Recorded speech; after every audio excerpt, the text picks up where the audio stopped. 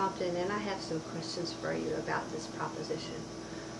Both sides of Proposition 8 say that their children's futures depend on the outcome of today's elections.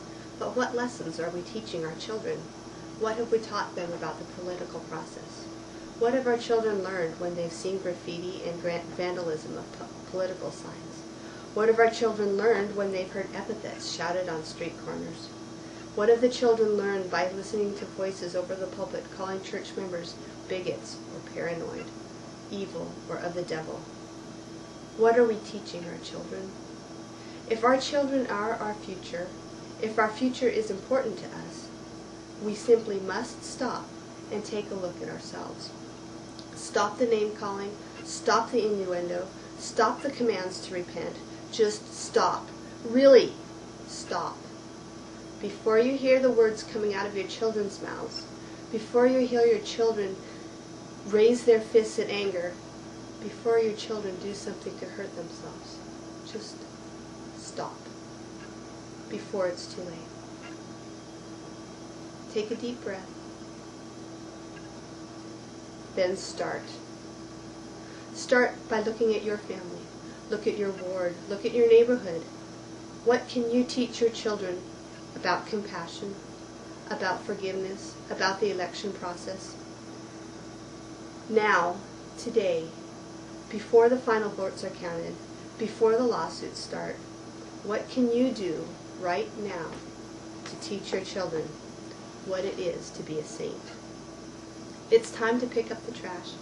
It's time to recycle the old signs. It's time to remove the bumper stickers and take the chips off of our shoulders. It's not about who's right and who's wrong. It's not about whose families are more ideal or whose morals are the right ones. It's not about persecuting or being persecuted. Let's start a new campaign. This time, let's do all we can to prove we're all on the same side. Let's canvass our neighborhoods to collect food for the hungry. Let's pass around sign-up sheets for church volunteers to call on the one-person families in our midst. Let's invite them to dinner with us. Let's spend 4 hours a week at the local food bank or women's shelter or after-school program. Let's hang notes on our neighbors' doors and volunteer to mow lawns and rake leaves or watch the children so everybody gets a break for a date night. Come to church with me. We'll sing hymns together. We'll sing about loving one another. We'll sing about trying to be like Jesus. We'll sing about doing good in the world today. We won't sing about Christian shoulders. We won't sing about being enlisted until the conflict is over. Come to church with me and we'll pray together. We'll pray for peace. We'll pray for reconciliation. We'll pray for forgiveness. We won't pray for our proposition to pass. We won't pray for our enemies to be dumbfounded, and we won't pray for the destruction of modern-day Sodoms and Corridors. Come to church with me and we'll listen together.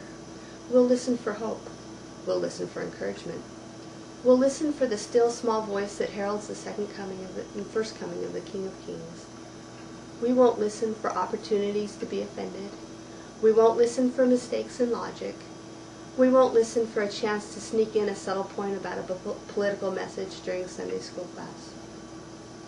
Come to church with me and we'll make it a better place. Together. Come and listen to the choir sing about baby Jesus, and we'll remember what it really means to be Christian. Come with me and fill your cup, and then go with me. Go with me and fill the cups of those who've been exiled, who've been outcast, who've been sickened. Let us ease the suffering of this world with our heads, with our hearts, with our hands. The time has come.